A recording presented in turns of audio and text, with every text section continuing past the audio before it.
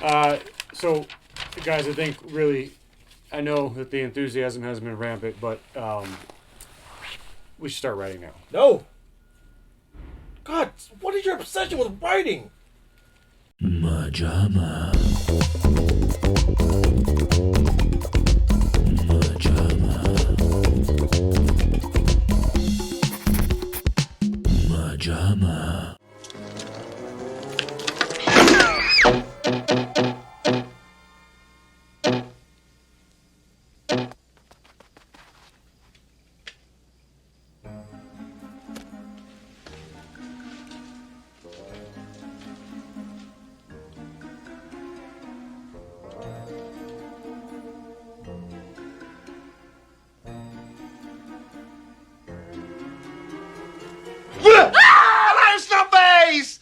Welcome back, ladies and gentlemen, once again to the MaJaMa couch, and we are here with another rousing episode of MaJaMa Jams. Now, the title of today's movie is something you might hear after forcing a bunch of people to listen to Limp Bizkit, Drop Dead Fred. Coming from 1991, it is a humdinger of a movie, which I don't know if you could say we enjoyed watching it, but man, we're going to get into a philosophical movie nerd gangbang breaking it down. Where do we even start, guys? Where do we even start? From the beginning. Let's start with our two lead actors. I hope I'm saying this actress's name Not correctly. the synopsis? Well, I was going to introduce our leads and then go into the synopsis. Okay, I'll go straight into this. So we have a girl. 20 episodes, you still don't know how we do the format. He has the wonderful ending line, and We haven't been using it. we used it 2 episodes ago. All right. Let's pick it back Oh, up. do you mind if I just... a little hungry. Oh, sorry, friend. You can't put it back on after you've taken it. The evil one reigns supreme! So we have a woman of indiscriminate age who looks like she is dressed as a 6-year-old, but I think is at least in her mid-20s because she has marriage problems. Unfortunately, she has the face of Phoebe Cates. And Yes. No matter how you dress her, she's still stunning. And so, She got big eyes. yes. Well, you know, if we were going to be honest and truthful with our audience, the reason I was about to jump into our leads first, and now I know. Mateo's ruined it, is that I was going to make a joke about mispronouncing her name. Yeah, I know. I saw it. Maybe I'll just do it and then... Wait. People, forget everything we said before. Go ahead. MaJaMa. So our two leads are, I don't want to mispronounce this actress's name, I think it's Paho Ebekatas and Rick Mayall. That was Mile. a joke.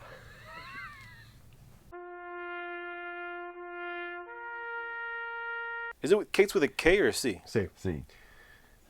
Pahoe Bikatas sounds like a villain from a James Bond movie. Almost sounds like a Star Wars character you see in the background of the Mos Eisley Cantina. George Lucas says in episode 9 they'll reveal the fate of Paho Bikatas. So, And the show has started. Well, let's go!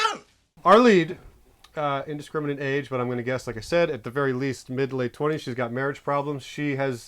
Her husband is threatening to leave her. He is involved with someone else, which he's been very blatant and upfront about. She is very mousy, and instead of reacting with anger, just desperately makes her want him back more. And she is fired from her job as a court stenographer. Oh. Yes. Forgot already, didn't you? Within our first couple 5 minutes, they rip off bad CGI sharks and have a series of bad stuff happen too. First couple 5 minutes, say 10 minutes. With the first couple of 5 minutes. Okay. First couple chunks of 5 minutes. So she has a shitty day.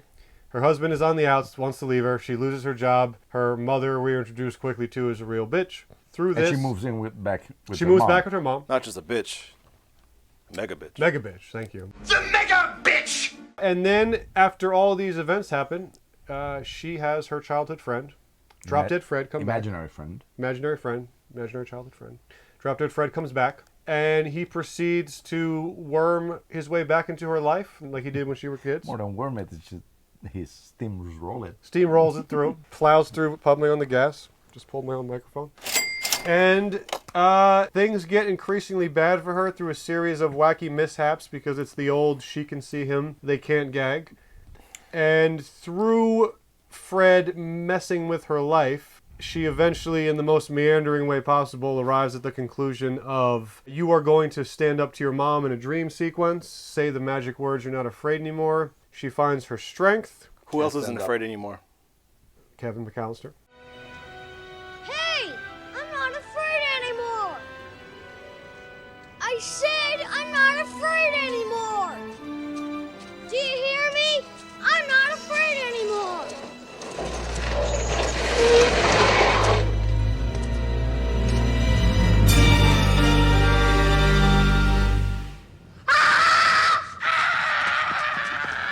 And Fred leaves her for good. Because he... Fred, what are you doing here? I'm stuck because your stupid, ugly, fat, grown-up husband has left you. So you're all alone and you're all unhappy. So I had to come back and I can't get home again until you're happy. So why don't you get happy? He's not going to leave until she's happy, even though they tried to force it out with psychiatric pills. Yes, but he says at the beginning that that's kind of like his purpose. He's stuck because she's not happy. Yes, thank you. That is an important plot point. I should never do these. Just gone. So eventually she does find said happiness. Fred disintegrates, and she tells her husband to fuck off. She gets with weird earring blondie guy. Or at least it's implied that she's going to find a better... Mickey Dolenz. Mickey Dolan. It was Mickey, though, right? Yeah. Michelob Light. Mickey Blue Eyes with... It was more like Limal than Mickey Dolenz. Yes. Lima beans. Anyway, she finds her happiness. Fred, in the last scene, we learn, has transferred onto a new girl that is the daughter He moved of right on. Mickey. Yeah. And I think that's about it. I really don't give a fuck with the synopsis because we need to get into the orgy of discussion. From the first second this movie started, I kind of had a sense that I wasn't going to enjoy it that much, but that this conversation was going to be fucking great. I don't even know when to start. I suppose I'll start with my usual Jason Wheelhouse. The thing that fascinates me most about the art of cinema is tone. What? I feel like tone is what controls an audience sense of welcoming into the world artists, that filmmakers create. This was an incredibly, incredibly odd tone. Mostly... Where do we even start, guys? Where do we even more start? than the tone is who's this movie is for. Yeah. Yes, I thought the scene... I'm going to jump right into some specific stuff, and then we'll just start this orgy gangbang, breaking this shit down. The scene where he is on the floor and slides under the... Wait here. Charlie! Charlie! Charlie! The panties! No panties! I know this wasn't exactly a popular movie, and maybe the notion of it being a kid's movie could be debatable, but I was like, everyone's freaking out because of what is probably a 0.5 second homosexual kiss in Lightyear. Do you see what in the 80s was considered a children's movie? But that was a man and a woman. I mean, I try not to ride these political lines, but I'm like, Jesus Christ, the dude is literally underneath a skirt, saying excitedly, no panties, has the fucking pop-out eyes, and proceeds to just stand there staring until she yanks him away. It's also kind of weird they waited that long to do some kind of special effects, or not special Well, they effects, did the but just... flop bounce, which once again was kind of like the mask. What year is this? 91, you said? Yeah, but still, you think you would have done more of that, or more of that early before that point. Oh no! Gladiolas! No! No! No! Go back! Go back! Go back!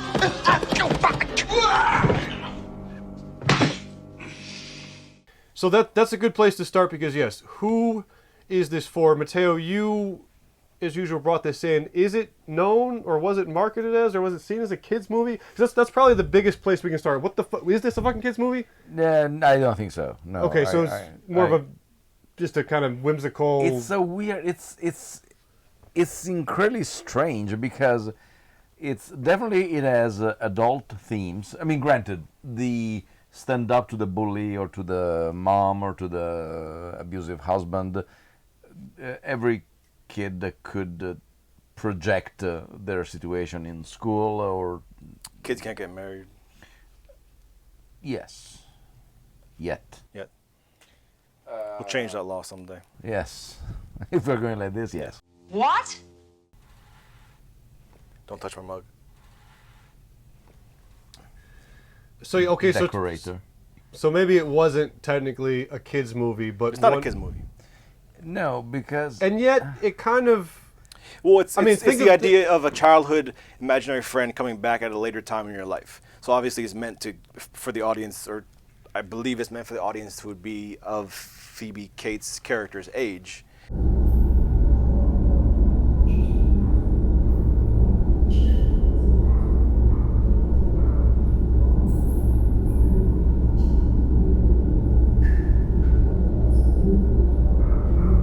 Who was, by the way, 28 at the time Jesus. in the movie. Yes. Time? Did you? What? Just a timer? Shut up. Just the fuck he did. Yeah. Okay, sorry. That now it takes me forever to just like cover you doing time. No, just put a thing that says "Idiot Boy Ruins Show." Just It'll like be fun. yeah, just like if you have to say something technical, just like say stop, say it. In fairness, and I then we- pointed. yeah, but as I was talking, I had your hand here. So over there. So Yeah, shut up for a second.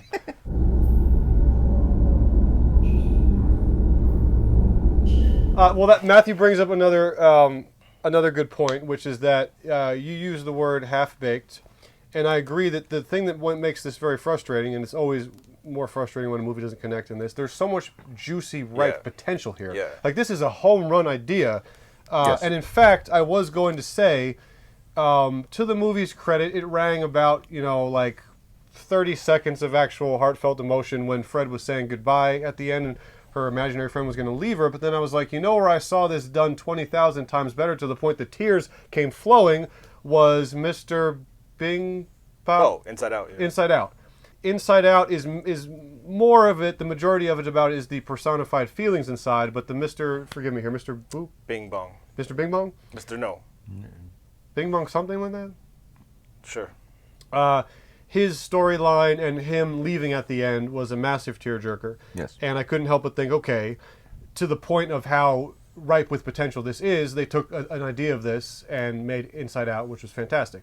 I think Pixar top 5. without going up there, because of course Pixar is untouchable virtually when they come up with these stories and with tear-jerking moments. A highly underrated movie called Hearts and Souls. No woman's worth crawling on the earth.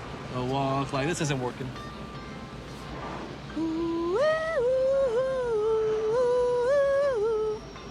Thomas! Thomas!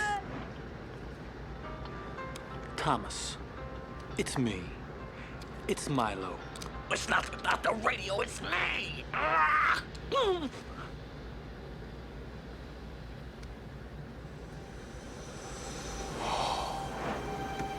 Contact. Hope he doesn't take this badly.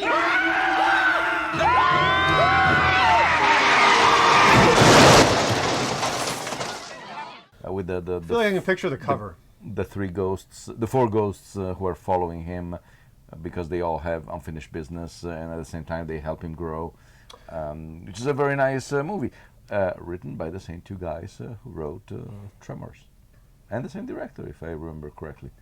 So a very left turn. And on another note of the thinking I know the poster for that, this was a similar to Critters and a couple others. This is a Jason in the VHS store since he was a wee lad. I feel like I've seen this cover and known of this forever without ever wanting or having seen it. Wanting to or having seen it. Do you know if it was a hit when it came out or it became a cult It afterwards? was not. It became a cult after that. Come on. Stop it. Let's go. Look, I am getting fed up of this. It's getting dangerous.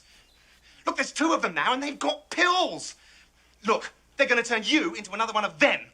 I mean, you started already. You picked up a piece of broccoli, put it in your mouth and went, oh, what a lovely piece of broccoli. I can't believe it. It's beyond disgusting.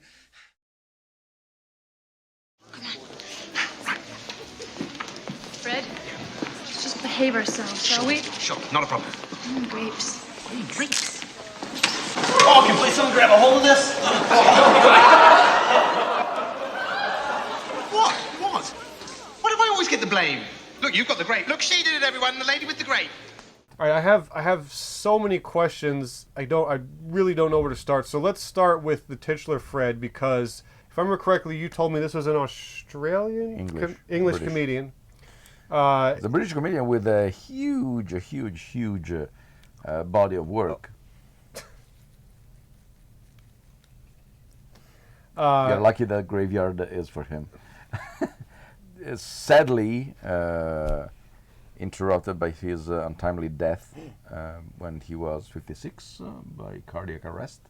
But he was a massively popular TV, mostly television character on the British channels. And he worked with Rowan Atkinson.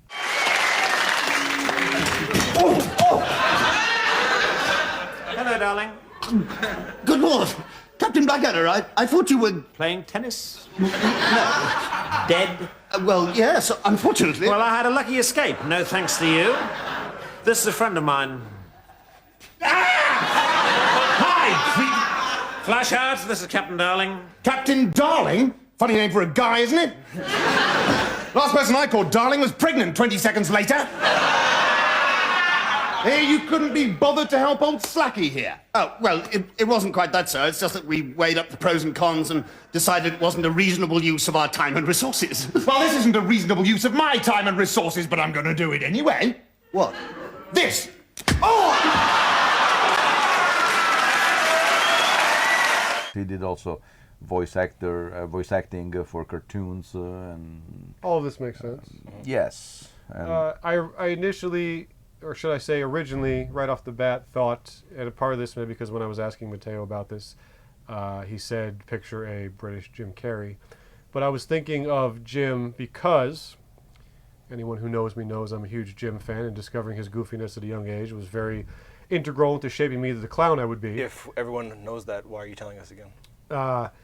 So it's always... I'd like to reiterate or state the obvious. It's always been very interesting. I could never think of watching Ace Ventura and being like, oh my God, this is awful and grating. It's terrible. Because... Or thinking, what if Sir Ian McKellen were to play this character?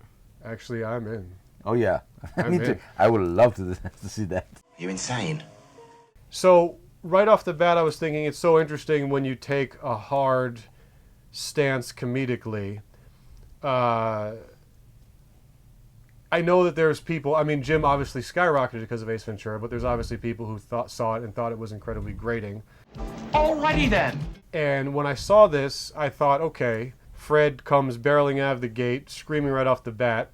And although I really didn't find him as grating as maybe those first couple minutes would have implied, it did make me think about, okay, like you take a hard stance comedically, if you will, and you're either going to, oh my God, Ace Ventura blows up at the box office and A Star is Born, or just, oh my fucking God, no.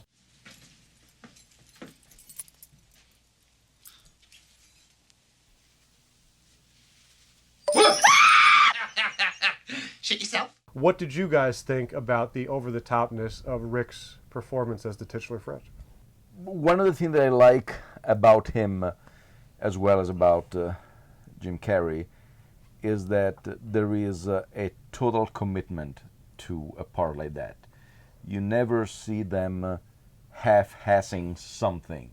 They're just completely dedicated to being crazy or zany or hysterical or something, with their moments of, let's say, pensiveness or something, or the dramatic moments. I'm ready. Let's go. No.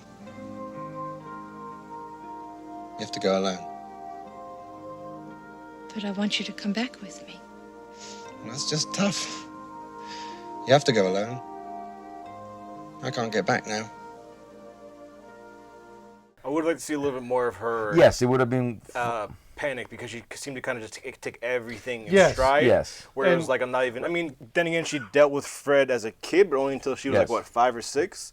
So you think she'd be more kind of like, holy shit, this is, what are you doing? I need to get out of the situation. I need to make up excuse for what's happening, and she kind of just rolls with it. Well, there was those flourishes when it does happen. You were kind of losing it during the dinner scene he was talking about. Your lunch.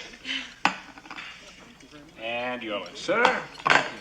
This table, it must be loose again.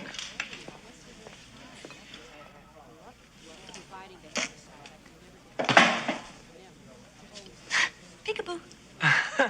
I just randomly lost it when Carrie Fisher is smacking the air and screaming, "No, you don't get it. He's invisible," which I guess is just a funny scene, even detached from the context of the movie. Yeah, but it's again, it's frustrating how it birthed. You needed more of that without seeing Fred. It birthed a couple scenes where you were like, "This could have been painfully hilarious." Freeze frame. No, go ahead.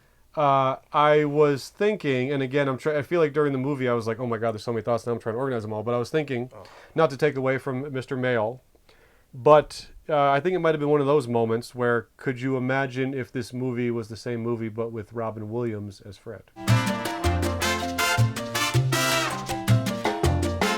Again, I don't want to say it to take away from Fred. Already. It's called Patch Adams. He was a ghost the whole time. Really? Oh. In the hospital, the insane asylum. With Greg Sestero. You know what? Yes. I give you credit. I almost believed you. I almost asked that one. I felt like, because again, I feel like there's so much potential. This is a great, ripe idea. On paper, it's like, wow, it could be a definite home run. And I do agree with you that Rick Mail. I do agree about the commitment. I don't want to take away, because again, when I've been the type of guy trying to do these over-the-top performances, I was sympathetic to it. I understand how quickly it can be like, oh my God, what a grating asshole. Just get him the fuck off the screen. I think that actually Siskel and Ebert hated it. I think so, yeah. And my choice of the very worst film of 1991 is, according to me, Drop Dead Fred. I had to sit through 98 minutes of his screaming act, 98 minutes stolen from my life. And it really, I felt it was real aggravating. You know, when Drop Dead Fred opened, I was on vacation. I was out of the country. And when I came back, you had already seen it, and I asked you if I should see it, and you said it would be on your list of the worst movies of the year, although I didn't realize it was going to rank so high as #1, but I'm glad I didn't see it now that I see how high it was on your list. Consider it my holiday gift. Thank you very much. I have a feeling I truly appreciate that. This is something I was thinking about. Ace Ventura, what is it, 95, 94? 94. 94, 95. I think they moved quick to get it out. It was a year next year. That's crazy. Because this is 91. And pretty much before this, there haven't been that many completely crazy, over-the-top characters in the movies.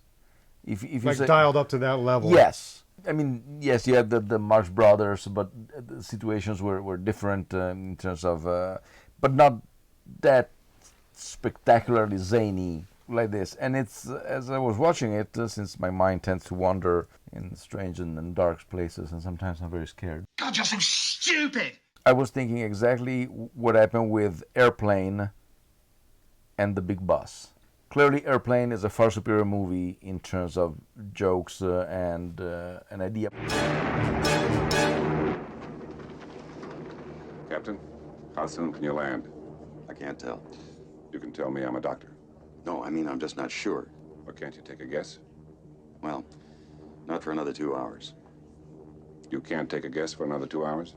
No. I mean, we can't land for another 2 hours. Fog has closed down everything this side of the mountains. We've got to get through to Chicago.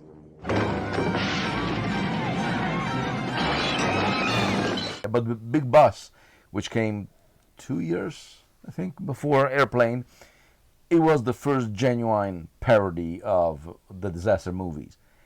And granted, it had its problems, which we will get into in the future eventually, hopefully.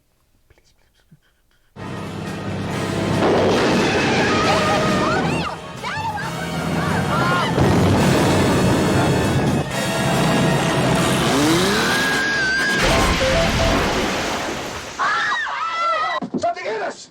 What was it? Looks to me like a 53 Chevy pickup.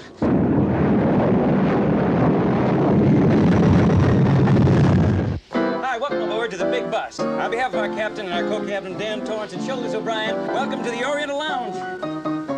But how much 2 years make in the success or the failure of a movie? Evidently, the audience were not ready for a nonsensical movie, I mean, with jokes that are absurd.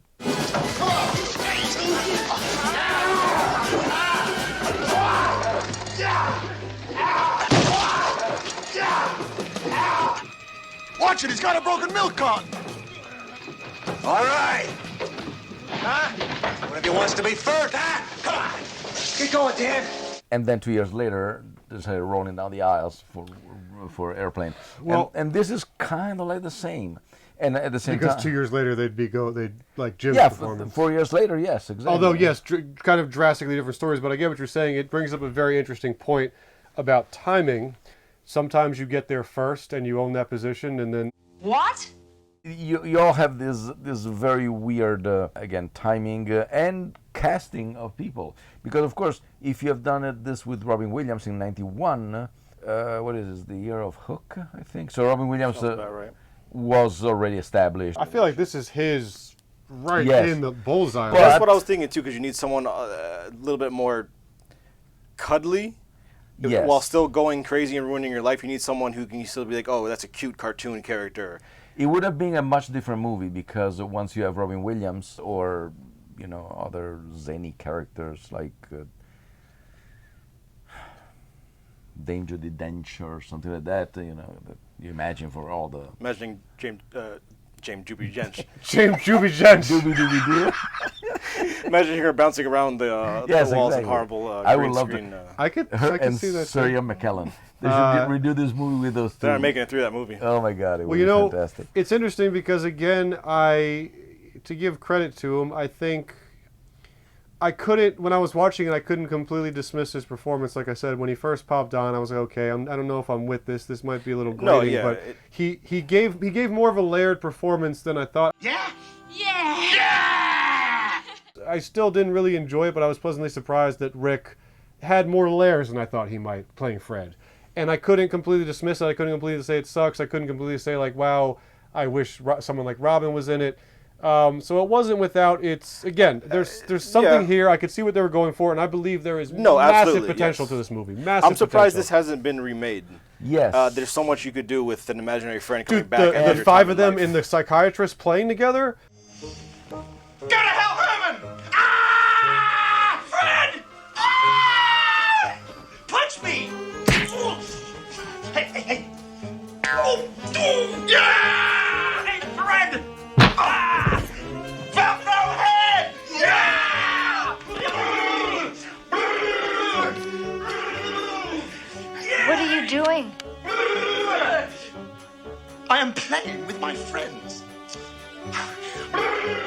That's a Yes. moment where it's like, I didn't even think, it didn't connect with me. Almost like when I was talking about the Benny Massacre, like I could see it, but I wasn't like enraptured, and yet still I was like, 5 wacky looking imaginary friends going crazy in a room full of kids who are in the psychiatry doing them. And like, once again, yes, these yes, characters yes, yes. can technically interact with our world.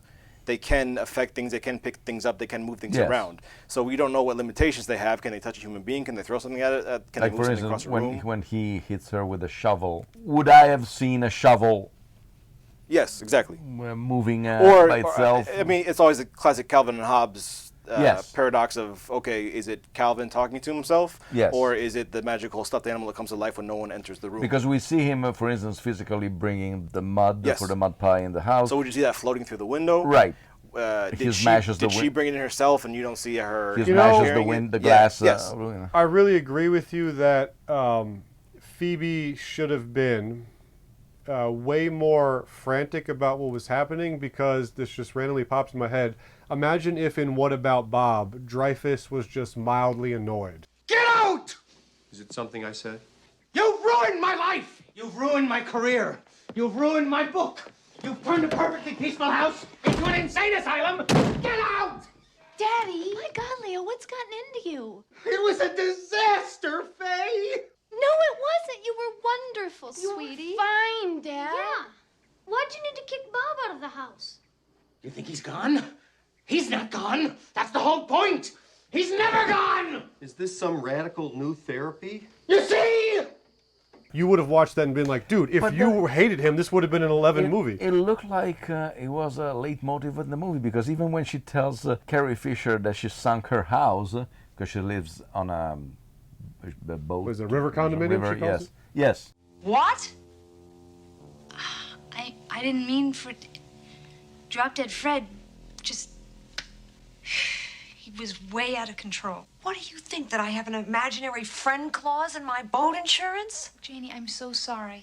Oh, everything I own is on that boat. If somebody tells me, I'm sorry, I sunk your house, Yeah. I would probably have a reaction that's slightly. It's a very strange tone throughout. Yes. It almost seems like the tone is drunken. Like I think we'll be I think Because we'll be mad. you can have Carrie Fisher want to take out that aggression on something, and Phoebe Cates is telling her. It's a wasted role, right?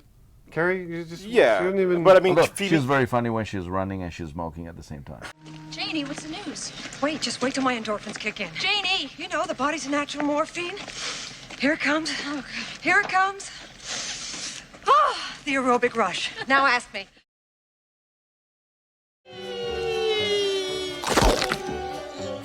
Oh, who put that there? We should be having a million different cut-tos when we don't see Fred in the scene and you just see Phoebe looking like an absolute psycho in the middle of some important business meeting, in the middle of a date. She didn't care enough. She didn't care enough. It's like, and she had already lost so much at the beginning of the film that you don't have anywhere else to go but further down. So you're kind of like, oh, okay, you kind of lost all that shit. You lost your car, you lost your boyfriend, you lost your house. That's you lost exactly your job. what it is you need to have her be affected more. And just going back to the same example, like if Bob Wiley doesn't irritate the shit out of Dr. Leo Marvin, you're like, what are you doing with your movie? The point is that Dr. Marvin is pulling his hair out, and Dreyfuss does it beautifully. So I completely agree with you. I think what would have done a lot to ratchet it up is have Phoebe just be, even if she's not annoyed, she's losing her mind, or she's terrified, but she is kind of damn near placid. And the thing that sucks is, we talked about the style being indicative of the early 90s and similar to DJ's weird, like, 40-year-old substitute teacher when she's only, like, a 13-year-old. And yet, I feel like the kind of frumpy, girlish dress, very on point of what the character is supposed to be. This is a arrested development, like, stuck in this place. And she's got those beautiful wide eyes, which you can really play for, like, what, Mom? What did you say? So I agree that I think if she would have been more freaked by the entire... She's just kind of like... Oh, Fred's back. Oh, you threw him out the window. I'm gonna hide in a place where you'll never ever find me. Bye-bye. 4, 5.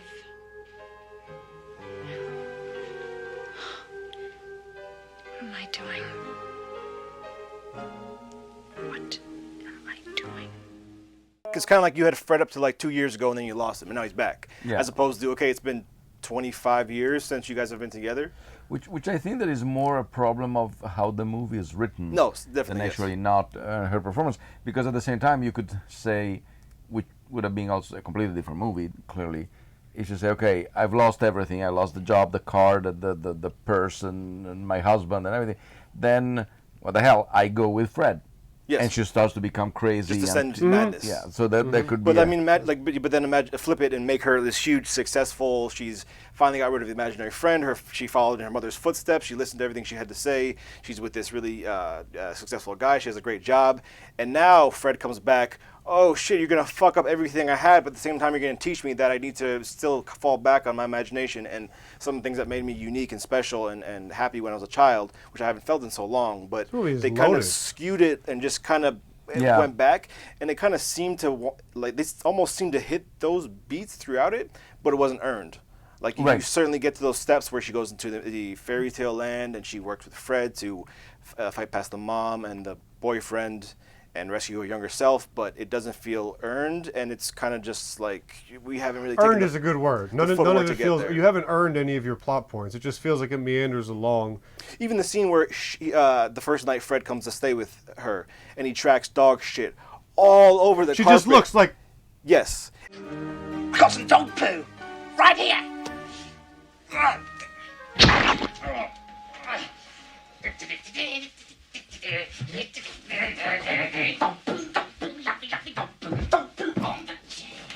All alongside, all up there, lovely up smelly dog poo. And also you have the mom just like, oh, okay, I had to clean it up. Like, dude, this is fucking hysterical. Why are you not playing this for more comedy? Oh, boy. I don't know what to say. I didn't want anybody to walk on my carpet. Yeah, I know. But here I am, scrubbing away at what can only be described as dog mess. To have the mom flipping out, have the mom actually walking down and seeing the shit on the carpet as opposed to Bob Saget in Dumb and Dumber. Yes. Oh my God. And I'm leaving!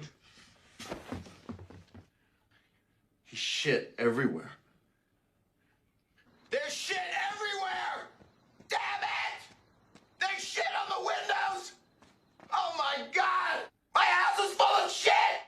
You know what? You just brought it all to light. Why was every character like, okay, Phoebe is supposed to be mousy and she gets Yep. Hold that rant. I completely agree that if you want to have Phoebe Cates react passively to the poop on the floor, which I think is the first mischievous thing Fred does, as you said, that's fine. You know, okay, she probably should act differently, but she's a little mousy. She gets walked on. It's how we set her up. But you just made me realize, talking it over, the mom, like you said, she's just like, oh no, a kid spilled a little bit of juice, as opposed to, do not touch my rug. There's a sign up, like we should be cackling, and she should be like, what the fuck? Who put is this shit? We don't have the scene of her realizing it. We just have her already have it cleaned up. Lip dick. Yes. And not even asking how did that happen. Just accepting it. She doesn't believe in Fred. Yeah, what the hell? Phoebe didn't even blame Fred at that point because she wasn't at that point of saying Fred's back to her mom. So her mom's just like, okay, you literally stepped in dog shit, walked around the entire carpets, stepped on my chair, rubbed it on the arm of the chair, and left me to clean it up. And I'm not going to say anything to you, and we're not going to have a conversation about it. Mother, do you remember when I was little, I had this friend? He was make-believe. No. Don't you remember I was the only one who could see him? No, I don't remember Drop Dead Fred at all. Imagine if this movie were made when they did The Mask, with those special effects. So having Drop Dead Fred, virtually not a living cartoon, but something like that. I think that probably would have benefited. Forgive me if I'm wrong, I was a kid, but at the time, The Mask was kind of one of those Matrix moments where it was like, wow, that's for this moment, this is great. We haven't seen a living cartoon like this before. Yes, exactly. It was like state of the art and it was really good. Plus, like we've said with some shark movies, when they kind of give it more of a cartoon fake animal look, you almost accept it easier than trying to make it look like a real shark. Sharktopus looks great. So the fact that the mask is a green face and is doing cartoonish animation, like, okay, even though it might not look as good, you accept it easier and you're able to digest it. And it's helped by, once again, we go back to Jim Carrey, a performance that is completely committed. I'd like to think so. I mean, I don't think that was even the biggest problem with the movie. Him being over the top. I agree, and that's why I wanted to stress that I felt like I said, when I first watched it, I felt like this could go in a direction where this is a hate fest for his performance. I don't feel that way. I think I agree with you. It wasn't actually the biggest deterrent, and one might think it would be, but. I want to go back to what you said at the beginning. We were talking about him having a massive upskirt, Listen, you guys keep going back. Why don't we just start this over again? Yes. Reintroduce us. I'm Matthew. Who do you guys think this was for? So you think that this was not aimed at kids? Because I think you got to think of how many 80s and even 90s movies, and again, it makes me laugh with the Lightyear thing. Like, there is so much retroactively explicit stuff in 80s and 90s. I'm not saying it for that reason. It's more of a story about an adult dealing with their imaginary friend versus a kid. So you don't want me anymore? Well, fine. Well, then I'll just throw myself in front of the first fire truck that I can see. Fred. You're gonna be sorry. Go ahead. Goodbye.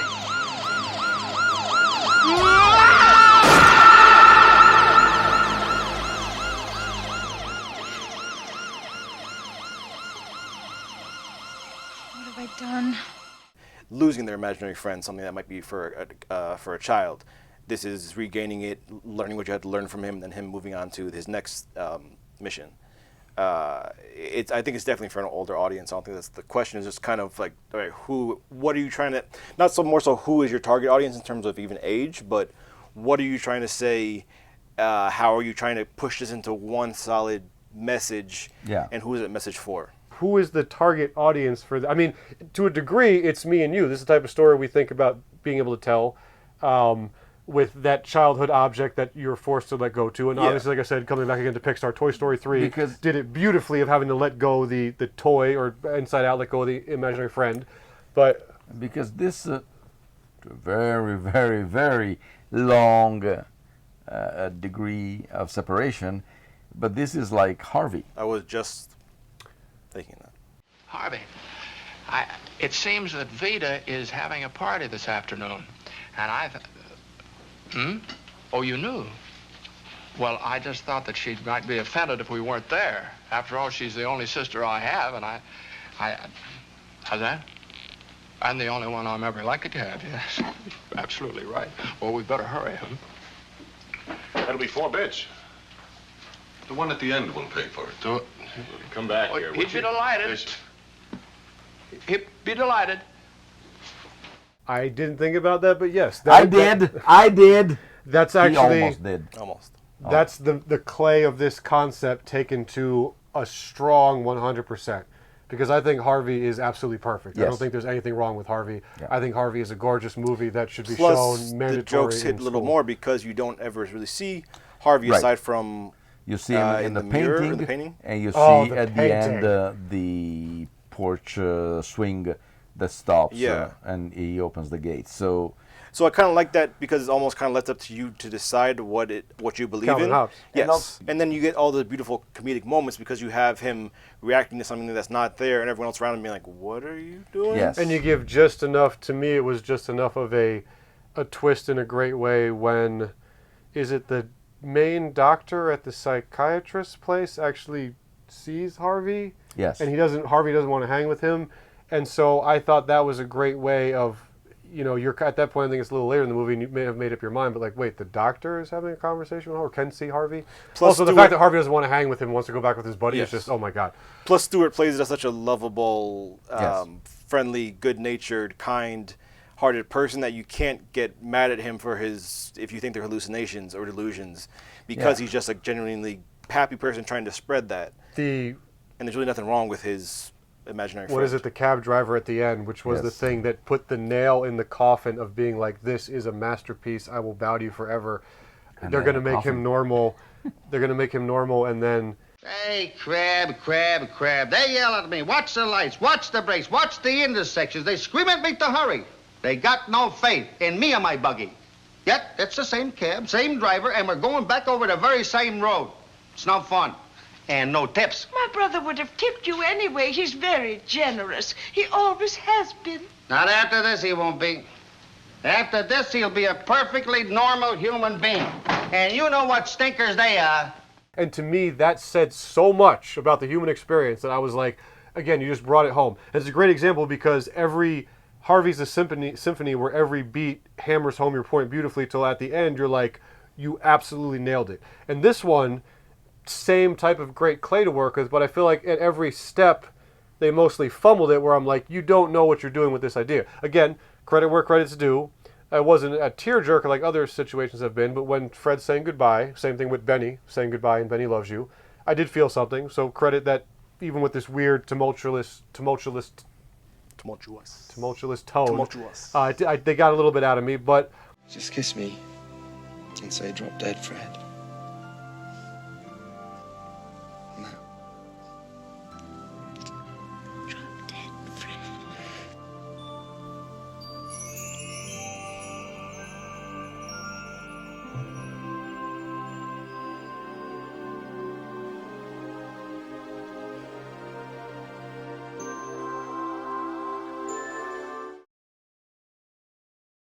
Come on, we'll go out the window.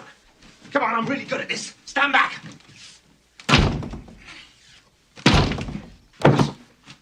Mateo, what do you think would have made it better? Does it fault lay in the screenwriter not laying out the beats properly, the director Who is to blame? Point the finger. Because I agree that for what they were given, Phoebe, I would have had her freak out more, but she's good at the wide-eyed, cute innocence, a little bit of stunted girliness. And Fred, we've talked about. So who's to blame? Who's to blame? I don't know. It's the same thing. Once again, going back to the Big Bus, that the director was wrong for the project, and they are right. It's very hard to find, especially in stories where one of the two protagonists doesn't exist. It's very hard to decide where to push the gas pedal in what direction in order to make it either explosive because of this irreverence, if you will, that the character has, or being more grounded. And this one, it seemed that they didn't really know where to go.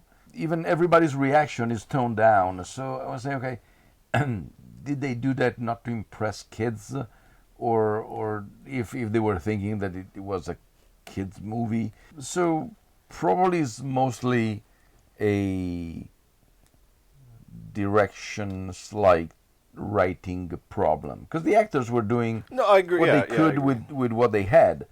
Tim Matheson is always good in playing the sort of a double-faced character who Oh my God, I'm tripping with the Bradys. Oh my God, I'm tripping with the Bradys. The thing that upset me the most is that she doesn't come to any big realization. She doesn't have Fred work with her to understand what she wants in life, where she's going, how she's being treated. She just hears him blatantly, explicitly talking to his still girlfriend he's cheating on her with, or cheating on them both with, whatever. He's just blatantly laying out everything that he's, I still want to be with you. No, I'll keep you on the side. No, it's fine, I'm with her, but she won't know anything. I'll keep it hidden from her, saying he still wants to be with his other girl, and she just overhears the phone call. I'm like, okay, that's just like, okay, we need a way to have her figure it out. Hey, baby, I'll be with both of you. Who gives a fuck? I'm As the opposed movie's to doing asshole. any sort of work on herself to figure out. Very good point. And to realize how she's being treated. Yeah. It looks like a movie where at a certain point they change course. They started to do it in one direction, and they say, no, let's turn it down for the kids, or it's too kid oriented. Let's spice it up with something. So put more labias in there. Yeah, like they switched it up. They started to do it with One Direction, then they went to BTS. I was actually going to make that joke. Actually, never mind. I wasn't going to make that joke. That's a bad joke. Oh, this is stupid. We ought to be in a shop that sells harpoons and nets and hammers. What for?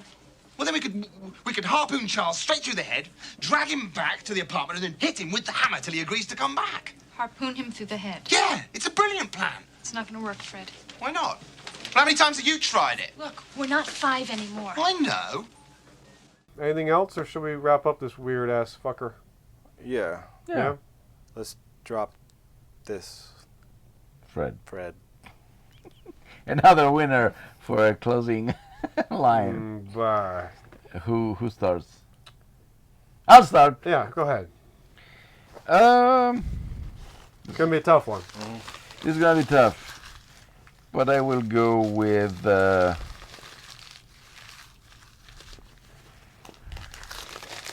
3. All Fair. at once. It's fair. Because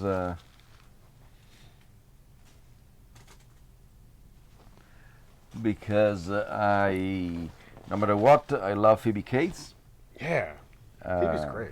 Yeah, she's single-handedly she was the cause of the destruction of too many VHSs.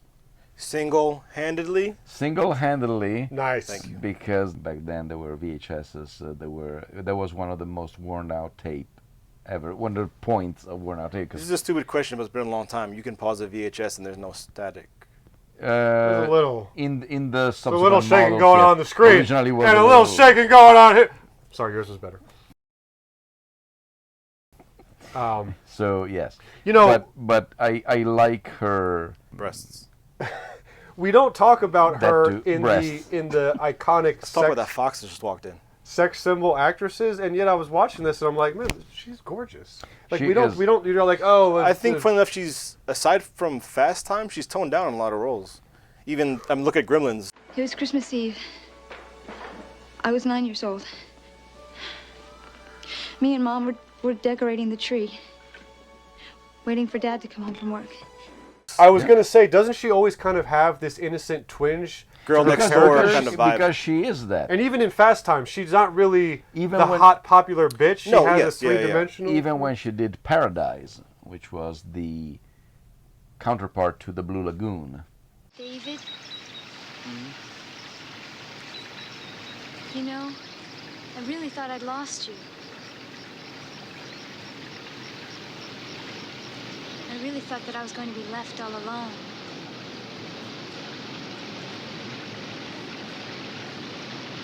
I'd never leave you alone. You know, last night, when you didn't move, I thought of all the things I wish I'd said to you. She also sang the main credits song. What's it called? Paradise. Okay. Well, we say when I'm with you, when I'm with you, it's paradise. I kiss you once, you kiss me twice. Something like that. That's good. Good stuff. But she always has that very cozy, almost next door neighbory kind of quality that makes her at the same time vulnerable, and you want to hug her. Yeah. Yeah. Yes. 3 paper balls because I wasn't bored the first time that I saw it.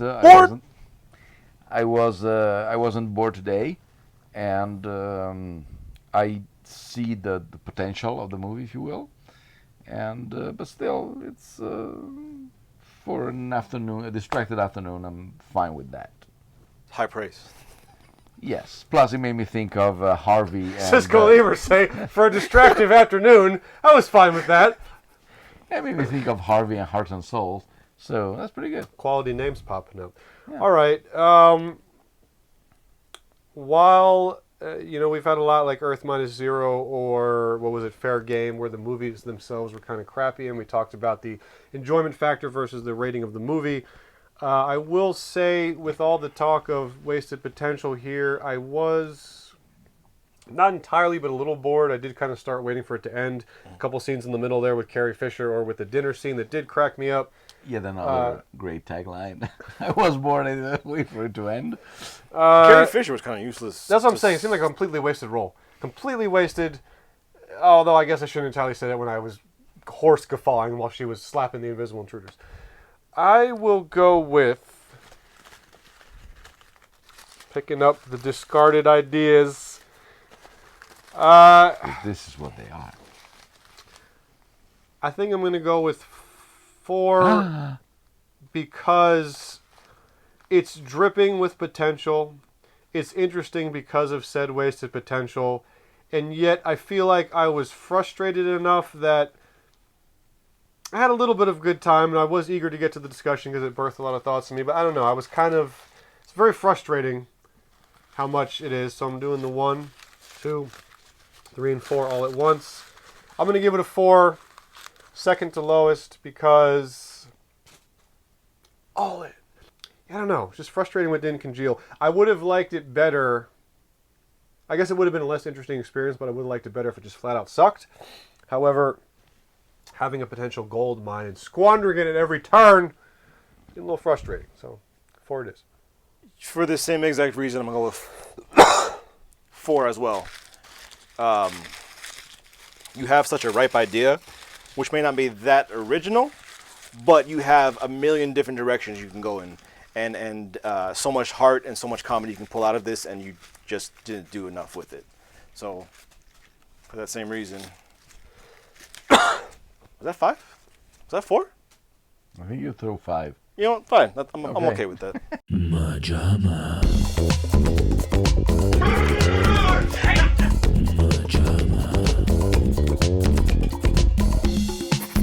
Also, I would like to point out before we close here that a tagline that made me laugh. Oh, sorry. Dishes. There's dishes in the sink? Relationships. Wind. This guy breaks everything. Made me laugh, but I stopped and I What? thought, was there a single fart joke in this? No. Like, he put his butt out to say with poop, but it didn't fart. It almost shocks me.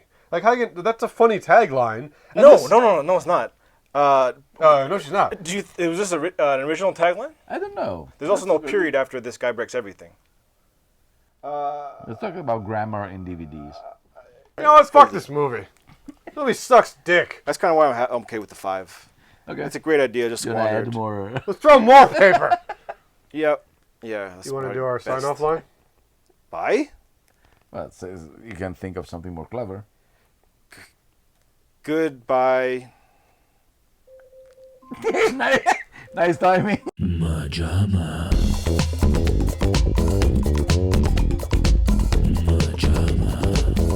It would have been a much different movie because once you have Robin Williams, you rarely... I mean, even if Rick Mayall was the second name... It's a very weird name.